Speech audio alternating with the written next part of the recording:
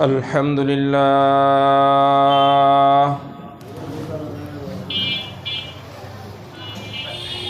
الحمد لله نحمده ونستعينه ونستغفره ونعوذ بالله من شرور أنفسنا ومن سيئات أعمالنا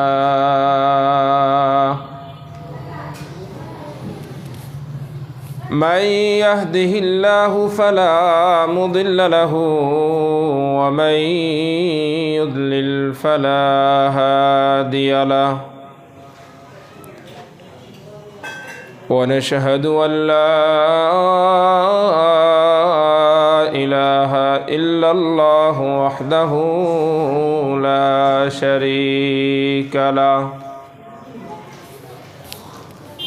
ونشهد أن سيدنا وسندنا وحبيبنا ومولانا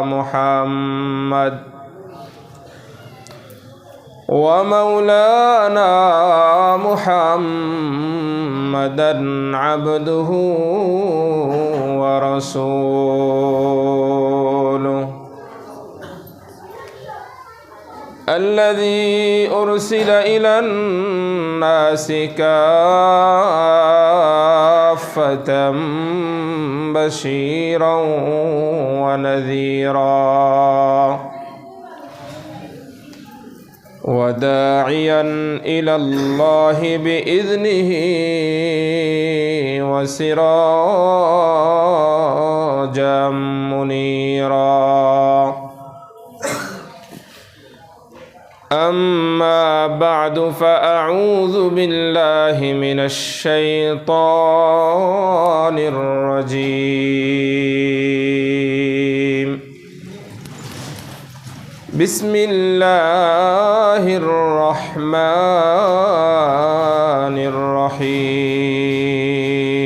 الرحيم شهر رمضان الذي أنزل فيه القرآن هدى للناس وبينات من الهدى والفرقان فمن شهد منكم الشهر فليصم ومن كان مريضا أو على سفر فعدة من أيام أخر يريد الله بكم اليسر ولا يريد بكم العسر ولتكملوا العدة ولتكبروا الله على ما هداكم وبشر المحسنين وقال رسول الله صلى الله عليه وسلم رب قار يقرأ القرآن والقرآن يلعنه أو كما قال النبي عليه الصلاة والسلام وقال تعالى في شان حبيبه إن الله وملائكته يصلون على النبي يا أيها الذين آمنوا صلوا عليه وسلموا تسليما اللهم صل على محمد وعلى آل محمد كما صليت على إبراهيم وعلى آل إبراهيم إنك حميد مجيد اللهم بارك على محمد وعلى آل محمد كما باركت على إبراهيم وعلى آل إبراهيم إنك حميد مجيد بلغ العلا بكماله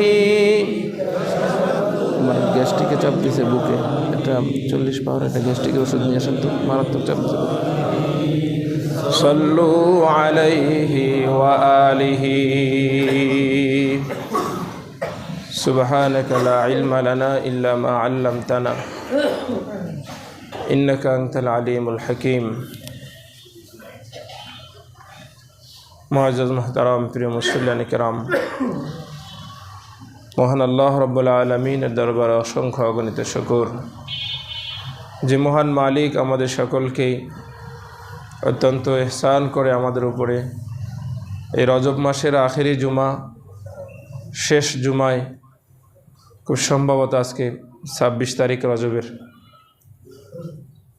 আল্লাহ তাআলা আমাদেরকে জুমার নামাজ আদায়ের উদ্দেশ্যে আল্লাহর ঘরে হাজির হয়ে নামাজের জন্য অপেক্ষমান অবস্থায় কিছু কথা কোরআন ও হাদিসের আলোকে রমজানের পূর্ব মুহূর্তে কিছু জরুরি কথা বলা এবং শোনার জন্য আল্লাহ আমাদেরকে সুযোগ দিয়েছেন। এজন্য রব্বে কারিমের দরবারে শুকর গুজার হই, কালিমাত শুকর জবানে পড়ি আলহামদুলিল্লাহ। প্রিয় হাজরিন, আমি আপনাদের সামনে পবিত্র কোরআনে কারিমের সূরা বাকারার প্রসিদ্ধ একটি আয়াত, সূরা বাকারার 185 নম্বর আয়াতটি তেলাওয়াত করেছি, যে আয়াতটি কোরআনে কারিমের 2য় পারার হাফিজি কোরআনের 7ম পৃষ্ঠায় আছে।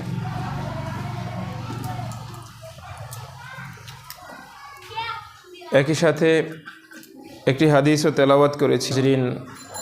সব ফয়সালা আল্লাহর পক্ষ থেকেই। মানুষের জীবনের প্রতিটা নকল হরকত, প্রতিটা মুহূর্ত একজনের হাতে।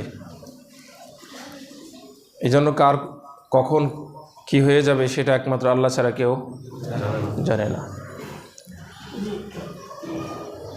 আল্লাহ তাআলা আমাদেরকে সব ধরনের বিপদ আপদ, হঠাৎ অ্যাক্সিডেন্ট, পেরেশানি থেকে হেফাজত করেন।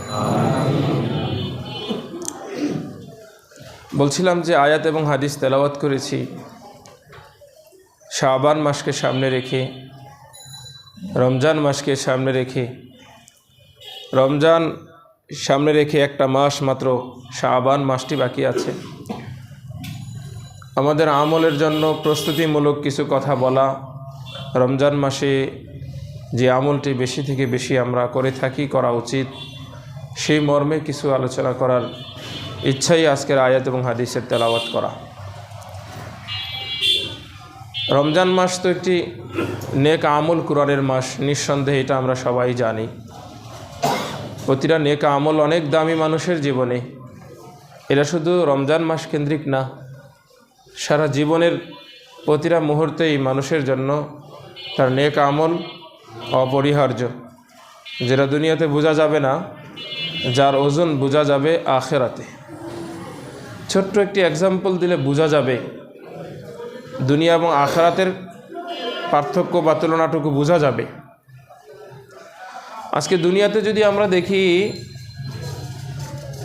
কোনো দোকানে গেলাম, কোনো একটা জিনিস আমার পছন্দ হয়েছে, জিনিসটার দাম 20 টাকা, আমার কাছে 18 টাকা আছে বা 19 টাকা আছে, 20 টাকা নাই। ও 20 টাকার কমে দিবে না, আপনি আনতে পারবেন? দোকানদার আপনাকে দিবে না, ওইটার দাম 20 টাকা। কয় টাকা? আপনার কাছে 20 টাকা নাই, 1 টাকা কম আছে, ও দিবে না 1 টাকা কমে, আপনাকে আনতে পারবেন? পারবেন না। কারণ ওই 1 টাকা ছাড়া আপনাকে 1 টাকার তখন বোঝা যায় যে 1 টাকার কি গুরুত্ব।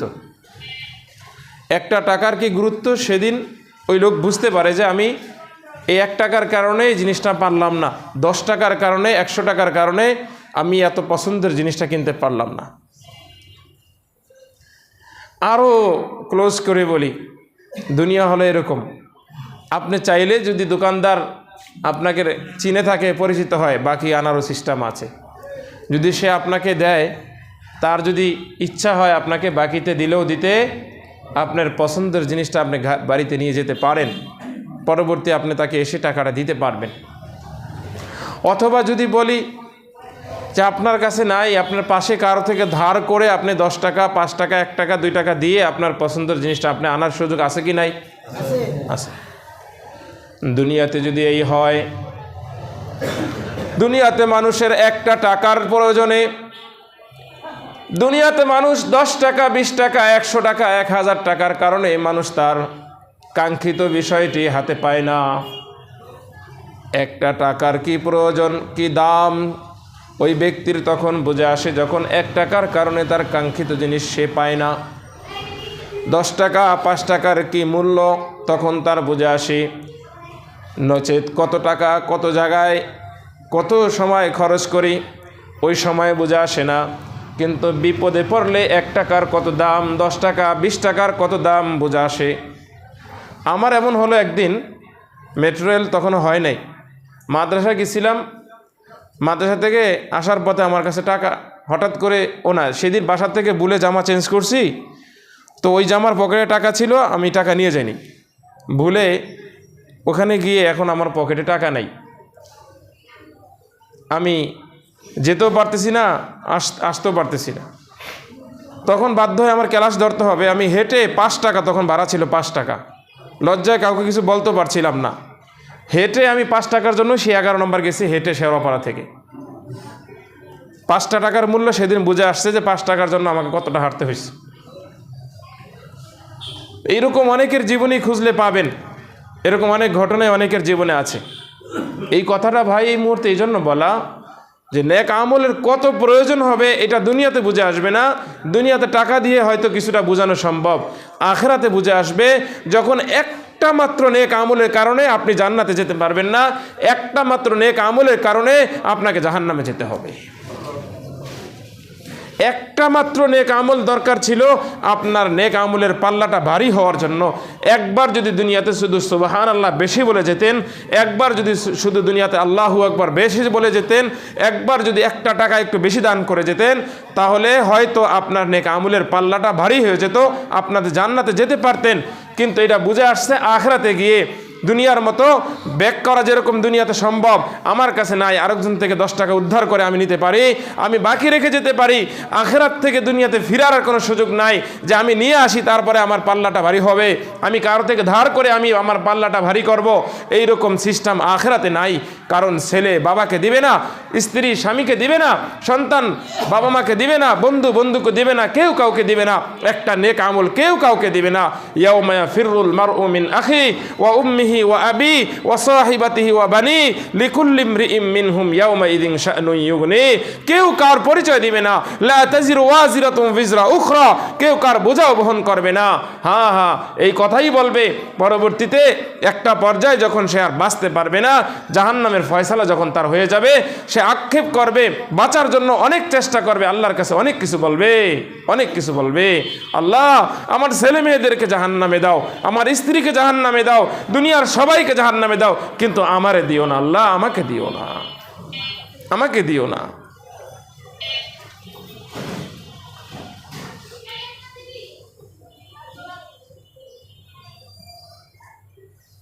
হ্যাঁ, এটাই কথা, কোরআনের ভাষা, এটাই ব্যাখ্যা দিল, লম্বা হয়ে যায়। সূরা মাআরিজ খুলে দেখবেন 29 পারার এই 9 নম্বর পৃষ্ঠার শুরুতে এই কথাগুলো সব আছে। ওমান ফিল আরদি জামিআ সুম্মা ইউনজি, আল্লাহ দুনিয়ার সবাইকে জাহান্নামে দিয়ে দাও, তারপরও আমাকে দিও না আল্লাহ, আমাকে দিও না।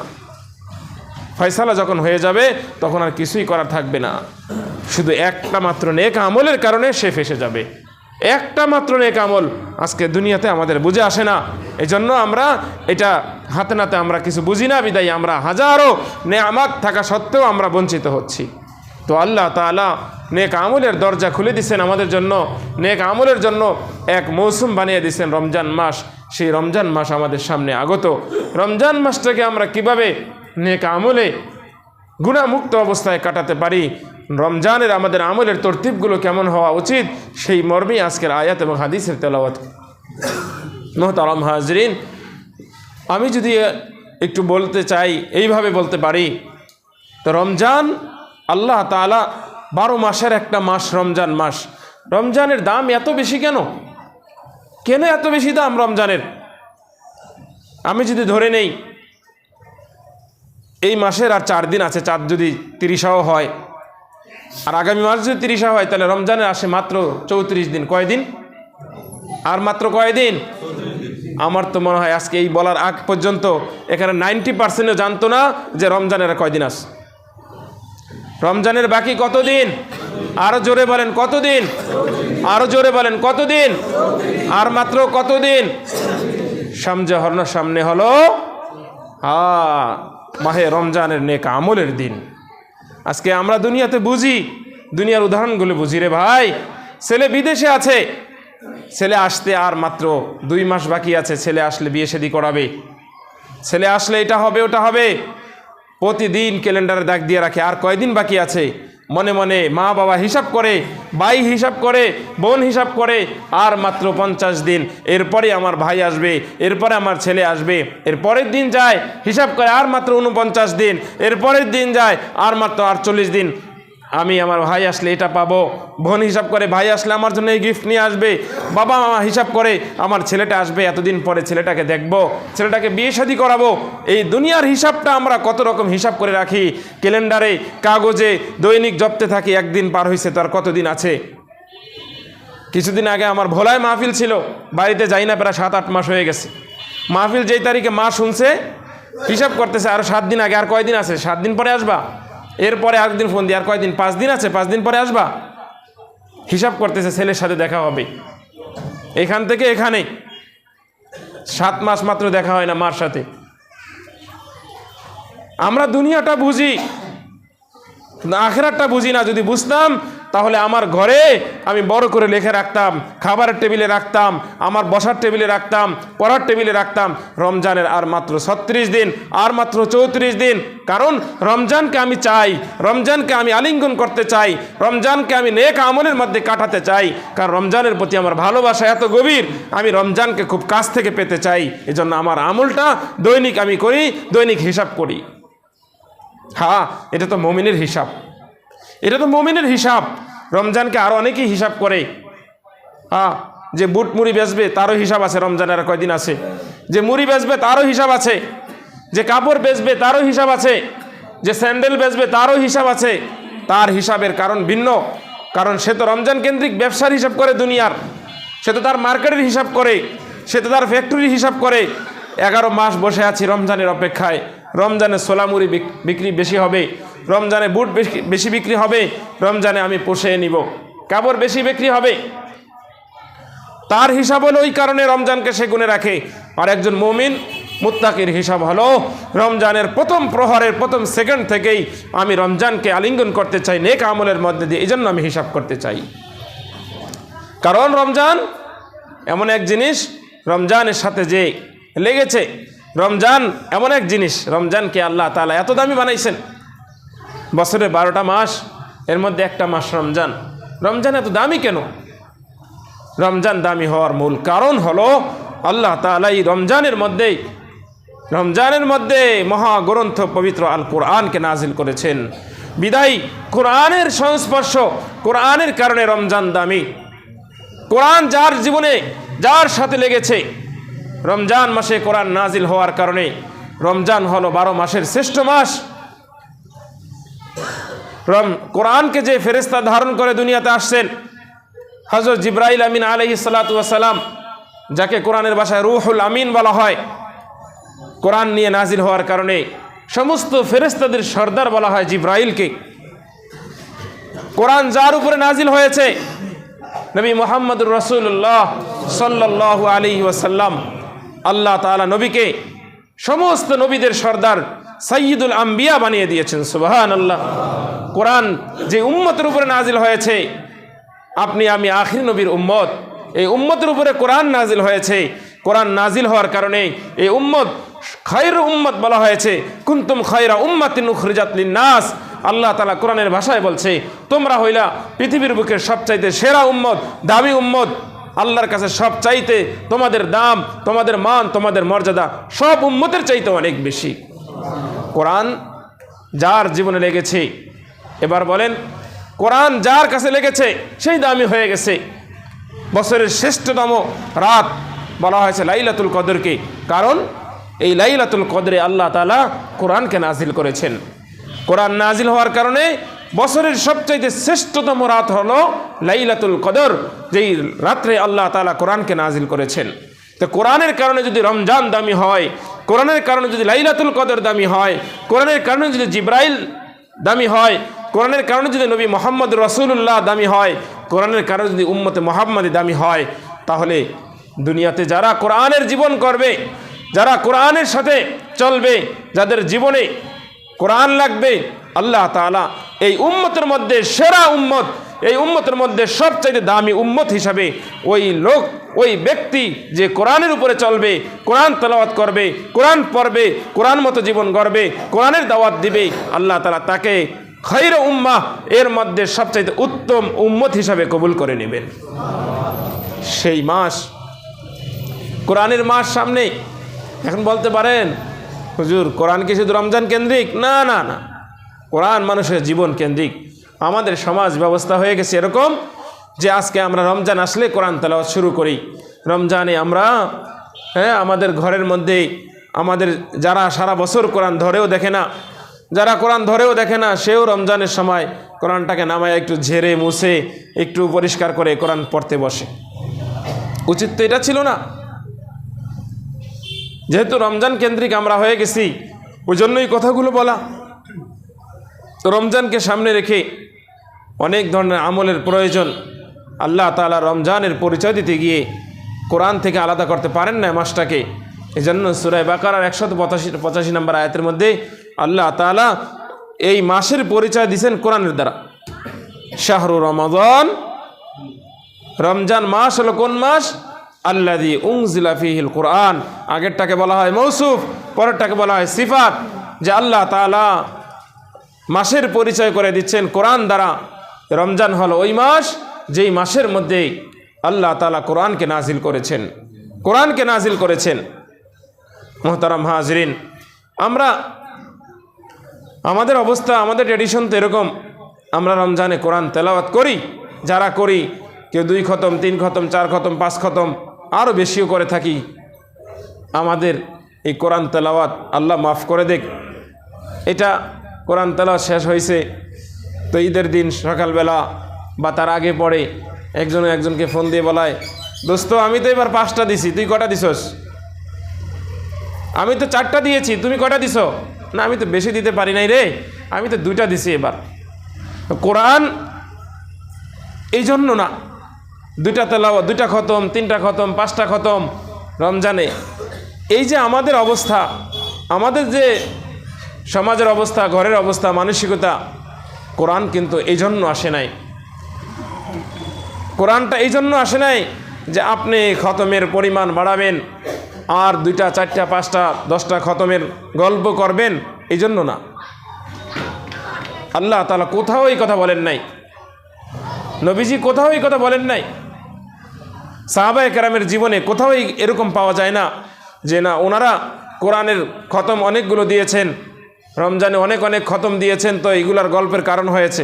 না না, বরং কোরআনের ব্যাপারে কোরআনের স্পষ্ট কথা হলো এটা সূরা মুজাম্মিলের আয়াতের মধ্যে আল্লাহ বলেন 4 নম্বর আয়াতের মধ্যেই, ওয়ারাত্তিলিল কুরআন তারতিলা, কোরআন তেলাওয়াত করো তারতিলের সাথে। তারতিলের ব্যাখ্যায় সাহাবায়ে কেরামকে জিজ্ঞাসা করা হলো, নবীজির কোরআন তেলাওয়াত কেমন ছিল? কাইফা কানা রাসূলুল্লাহ সাল্লাল্লাহু আলাইহি ওয়াসাল্লাম, কাইফা কানা ইয়াকরাউল কুরআন রাসূলুল্লাহ সাল্লাল্লাহু আলাইহি ওয়াসাল্লাম। আনাস থেকে হাদিস, আয়েশা থেকে হাদিস বর্ণিত আছে।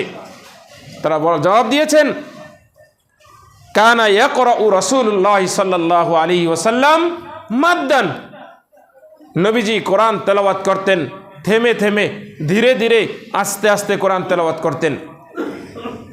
অন্য হাদিসের মধ্যে, বুখারী হাদিসের মধ্যে আসছে, নবীজি কোরআন তেলাওয়াত করতেন, এক আয়াতের পরে আরেক আয়াতে থামতেন, পরবর্তী আয়াতে থামতেন, নবীজি থেমে থেমে থেমে থেমে কোরআন তেলাওয়াত করতেন।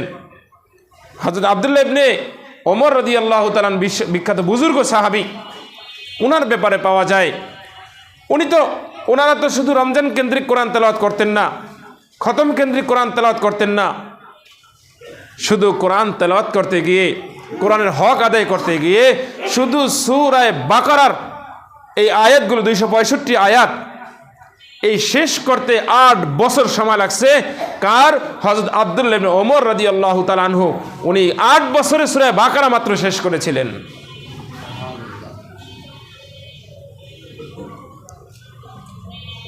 কোরআন আমাদেরকে এই নির্দেশনা দেয় যে তুমি তেলাওয়াত করো, তারতিলের সাথে তেলাওয়াত করো। সহিবা তারতিলের ব্যাখ্যা কি? শুনে যান তারতিলের ব্যাখ্যাটা কি। তারতিলের ব্যাখ্যা এটা যে আপনি কোরআন তেলাওয়াত করবেন অত্যন্ত শুদ্ধভাবে, কোরআন তেলাওয়াত করবেন বুঝে শুনে, কোরআন তেলাওয়াত করবেন ধীরে ধীরে, কোরআন তেলাওয়াত করবেন থেমে থেমে, কোরআন তেলাওয়াত করবেন চিন্তা ফিকির করে, তাদাব্বুরের সাথে। এটার নাম হলো ওয়ারাত্তিলিল কুরআন তারতিলা। আজকে আমরা এখান থেকে বের হয়ে গেছি, আমরা বের হয়ে গেছি। আপনারা আমাদেরকে যেমন চান আমরাও তেমন হয়ে গেছি। রমজানে আমরা তেলাওয়াত করি, একটু 5 মিনিট দেরি হলে সেদিন সমালোচনার ঝড় বসে যায়, হুজুর আপনার 5 মিনিট দেরি হয়ে গেল। আপনাদের কারণে আজকে আমাদেরকে সূরা ফাতিহা একদমই শেষ করে দিচ্ছি। 60টা আয়াতকে আমরা একসাথে শেষ করে দেই তাড়াহুড়া করে। আমি মেশিন চালাচ্ছি আর কতক্ষণ পরে রুকুতে যাচ্ছি। কোরআন তেলাওয়াত হচ্ছে বটে, কোরআন তেলাওয়াতের হক এটা না।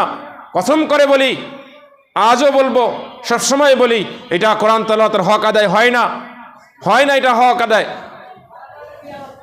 আপনারা আমাদেরকে বাধ্য করেন, আমরাও তাড়াতাড়ি করার চেষ্টা করি। হ্যাঁ, তাড়াতাড়ি এতটুকু করা যায় যতটুকু করলে স্পষ্টভাবে শব্দগুলো বোঝা যাবে, অক্ষরগুলো বোঝা যাবে, হরফের উচ্চারণটা বোঝা যাবে। অন্তত এতটুকু পরিমাণ তেলাওয়াত করলেও চলবে।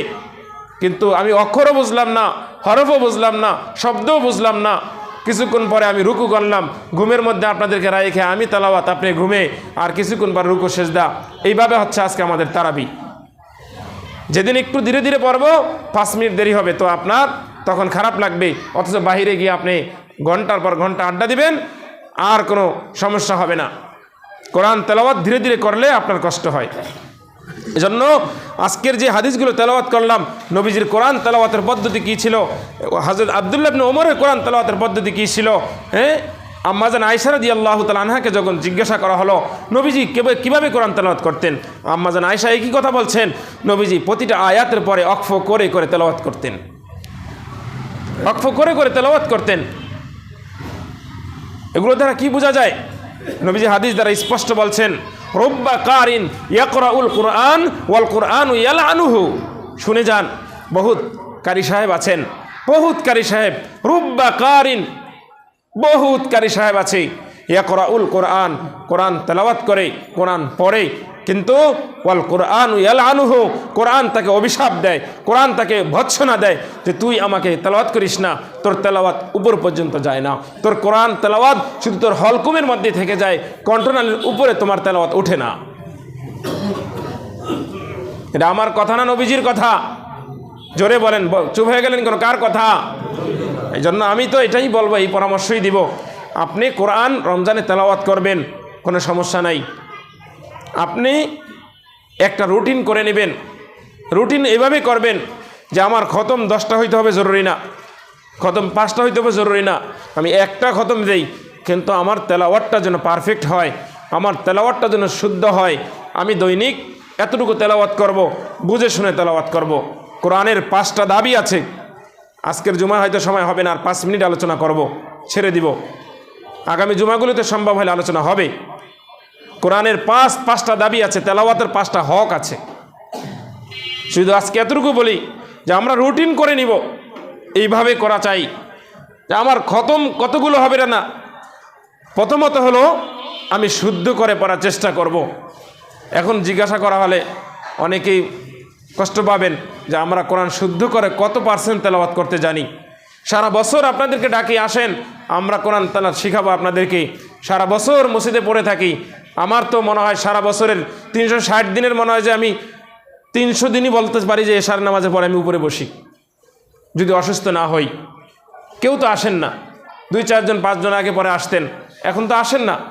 আপনাদের কাছে তো টাকা পয়সা চাই নেই কোনো দিন যে আসেন কোরআন শিখাবো, বিনিময়ে আমাদেরকে টাকা দেন, চেয়েছি? চাই নাই। একজন বলেন যে হুজুর আপনি চাইছেন? আমার কাছে এই এলাকার কমপক্ষে 35 থেকে 40 জন মুরব্বী কোরআন তেলাওয়াত শিখছেন, ওনারা বলতে পারবেন কি পরিমাণ সময় দেই। তা আপনারা তো আসেন না। তো কোরআন যদি শুদ্ধ করে আপনি তেলাওয়াত নাই শিখেন, আজকের যে আলোচনা করলাম যে প্রথমেই তো আপনি আটকে যাবেন যে কোরআনকে শুদ্ধ করে তেলাওয়াত করা দরকার। এখন বয়স হয়ে গেছে 80 বছর, 60 বছর, 70 বছর, 50 বছর, হুজুর এই বয়সে কি সম্ভব? সম্ভব। আসেন, যেভাবে সম্ভব সেভাবে চেষ্টা করব। আপনার বয়স অনুপাতে আপনাকে পড়াবো, যেভাবে পড়ানো দরকার সেভাবে পড়াবো। আপনি তো আসেন, দয়া করে আসেন তো না, কারণ এখানে নগদ পুরস্কার নাই। নগদ পুরস্কার যদি এরকম বলা হয়তো যে আগামী এই 34 দিন পর এটা দেওয়া হবে আপনাকে, আপনার যেটা আছে এটাকে এত গুণ বাড়িয়ে দেওয়া হবে, ঘরের সম্পদটাকে, আপনি ঠিকই রাতের ঘুম হারাম করে ওখানে গিয়ে বসে থাকতেন। ওই যে বয়ানের শুরুতে বলছি না, একটা নেক আমলের কি প্রয়োজন হবে, একটা নেক আমলের কারণে জাহান্নামে অনেকে যাবে। এটা তো নগদ না, না বাকি, এই জন্য বুঝে আসে না। এজন্য বলছি ভাই, তো আমি যারা তেলাওয়াত জানি, আমি চেষ্টা করব যে আমি অন্তত ফজরের পরে আমি আপনাদেরকে আগামী জুমাগুলোতে বলে দিব সব। ফজরের পরে হোক, 5 ওয়াক্ত নামাজের পরে যদি আমি 5 পৃষ্ঠা করে পড়ি, 4 পৃষ্ঠা করে পড়ি দৈনিক, বেশি পড়ার দরকার নাই। এই 4টা পৃষ্ঠার ভিতরে এখনকার বাংলা পাওয়া যায়, আপনি যেখানে বুঝবেন না সেখানে তো আমরা আসি। আপনি বাংলা দেখে অনেক কিছু বুঝবেন না, চেষ্টা করেন, বাকিটুকু আমরা আছি, আপনাদেরকে চেষ্টা করব, বুঝে দেওয়ার চেষ্টা করব। সব বুঝবেন না, শুদ্ধ করেন, পড়েন, অর্থ বোঝার চেষ্টা করেন। আর যদি আপনি মাশাআল্লাহ আলহামদুলিল্লাহ এগুলো করেও যদি 10 খতম দেন, এটা তো আল্লাহর কাছে সবচাইতে বেশি প্রিয়। নূরুন আলা নূর, সোনায় সোহাগা। দেন না আপনি, কোরআন শুদ্ধ করে তেলাওয়াত করেন, হক আদায় করে তেলাওয়াত করেন। কোরআনের হক কতগুলো, তেলাওয়াতের হক কতগুলো। ইমাম ইবনে তাইমিয়া রহমতুল্লাহ আলাইহি লেখছেন, কোন একদিন বলবো যে কোরআন শুধু তেলাওয়াত করলেই হক আদায় হয় না। ইবনে তাইমিয়া রহমতুল্লাহ আলাইহি ওনার বিখ্যাত কিতাবের মধ্যে উনি কথা লেখছেন, কোরআন তেলাওয়াতের যে সূরা ফুরকানের মধ্যে যে আয়াত বলছে যে কিয়ামতের ময়দানে এমন কিছু মানুষের বিপক্ষে সাক্ষী দেবে কোরআন, যারা কোরআনকে পিছনে ফেলে দিয়েছে। এর মধ্যে আরও পড়ে যাবে যারা কোরআন তেলাওয়াত করেছিল বাট কোরআনকে বুঝে নাই, কোরআন বোঝার চেষ্টা করে নাই, ওরাও পড়ে যাবে। যে কোরআন বুঝেছে কিন্তু আমল করে নাই, ওরাও পড়ে যাবে কোরআনের ওই কোরআনকে পরিত্যাগকারীর কাতারে, এরও পড়ে যাবে। কোরআন তেলাওয়াত করলেই শুধু হক আদায় হয় না, কোরআন তেলাওয়াতের পাশাপাশি কোরআনের তাদাব্বুর দরকার, কোরআনের গবেষণা দরকার, বোঝা দরকার, সেই অনুপাতে নিজেকে আমলের মধ্যে আনা দরকার। নিজের আমলের পরে 4 নম্বর কাজ হলো এই আমলটা মানুষের মধ্যে পৌঁছে দেওয়া দরকার, কোরআনের দাওয়াতটা মানুষের কাছে দেওয়া দরকার, কোরআনের মেসেজটা মানুষের কাছে পৌঁছে দেওয়া দরকার। এটা হলো কোরআনের তেলাওয়াতের হক। আমরা করি না, তাই আমরা বুঝি না। মোহতারাম হাজরিন, আজকের শেষ কথা হলো এটা যে এখন থেকে আমরা রমজানকে সামনে রেখে আর মাত্র 4টা জুমা পাবো, 4 থেকে 5টা জুমা পেতে পারি। শাবান মাস, আগামী জুমাই তো শাবানের মধ্যে পড়ে যাচ্ছে। তো আমরা একটু একটু করে আমি যেন রমজানটাকে আলিঙ্গন করতে পারি নেক আমলের চিন্তায়। আমি যে দোয়া করতেছি আল্লাহুম্মা বারিক লানা ফি রজব ওয়া শাবান ওয়া বাল্লিগনা রমাজান, আমি যেন রমজানটাকে স্বাগত জানাতে পারি, ব্যক্তিগতভাবে না, পারিবারিকভাবে, সামাজিকভাবে। আমি যেন রমজান যে আমার জীবনে আসতেছে, আমি যদি সেটাকে আনন্দ চিত্তে নেক আমলের জন্য গ্রহণ করতে পারি, ব্যক্তিগতভাবে আমি এরকম মানসিকতা লালন করব। পারিবারিক শিক্ষাটাও আমাদের এরকম দিতে হবে। আল্লাহ তাআলা আমাদের সবাইকে, সব ভাইকে এই কথাগুলো বুঝা আমল করার তৌফিক দান করেন। সবাই বলি আমিন। ওয়া আখিরু দাওয়ানা আলহামদুলিল্লাহি রাব্বিল আলামিন। যারা আমরা সুন্নত পড়ি নাই, মেহেরবানি করে 4 রাকাত কবলাল জুমা আদায় করে নিই।